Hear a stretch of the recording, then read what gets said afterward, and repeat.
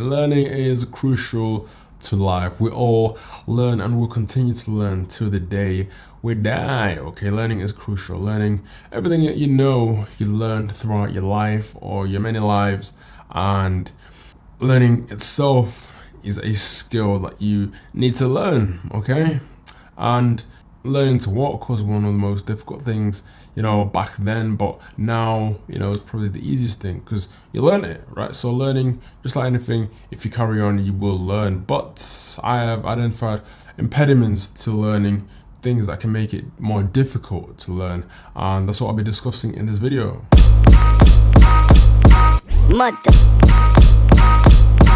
Mother.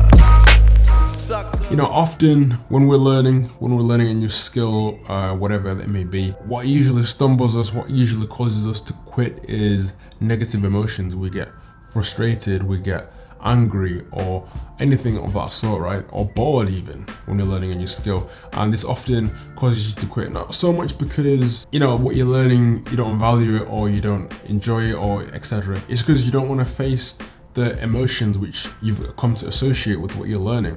So this is obviously a problem, and in order to alleviate this problem, either you have to increase your tolerance of these emotions, or you have to remove the triggers. You have to reduce the propensity, propensity at which that you have them. Okay, so yeah, in order to reduce your propensity of negative emotions, you have to realize what causes them in the first place, or at least the major contributed to that emotion. Okay, so usually when you're becoming bored, when you're becoming frustrated or angry when you're learning a new skill, is because you've created expectations, false expectations. You've just arbitrarily picked or expected that after this much time I should be this good. Okay, so you want to remove those negative those expectations that you create unconsciously, and to do that, instead of saying, after this amount of time I intend to be this good, those goals obviously can be useful. It's arbitrary and you can easily set yourself up for failure in terms of how negative you feel. Okay, instead of saying I'll be this good after this amount of time, say I will practice this amount of time. Again, keeping it in your control, removing yourself, freeing yourself of arbitrary expectations. And it's also important to not compare your progress to someone else, because it's not a fair comparison whether you're better or you're worse, because you're different people.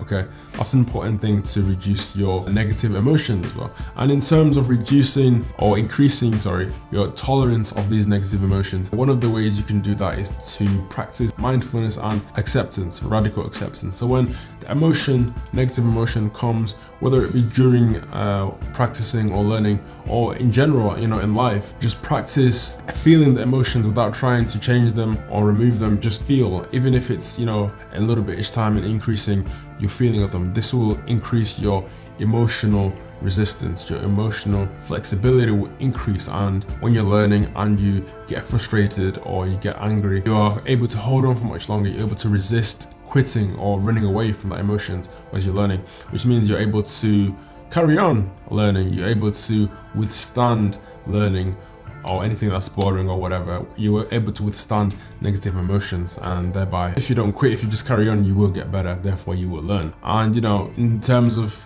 improving mindfulness or acceptance, meditation helps, yoga helps, all things of that sort will help you increase your emotional resilience. So that's it for today. Thank you for watching the video. I hope you benefit from the information that I've just shared with you. If you like the video, if you like the content, make sure to click that like button and subscribe. I'm healthy, I'm grateful, I'm abundance, I am fearless. Out.